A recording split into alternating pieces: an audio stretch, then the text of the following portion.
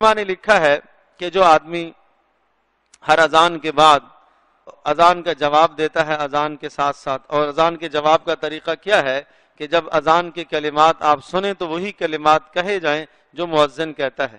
اشہد ان محمد رسول اللہ پر بھی اشہد ان محمد رسول اللہ ہی کہا جائے. لوگ صلی اللہ علیہ وسلم کہتے ہیں نہیں، یہاں یہی حکم ہے اشہد ان محمد رسول اللہ کہا جائے. حی علی الصلاح حی علی الفلاح میں لا حول ولا قوت الا باللہ کہا جائے. اور پھر جب اذان ختم ہو جائے تو اس کے بعد آپ علیہ السلام نے ارشاد فرمایا کہ ایک مرتبہ میرے اوپر درود شریف پڑھے، اللہم صلی علی محمد، کوئی بھی آپ درود شریف پڑھے.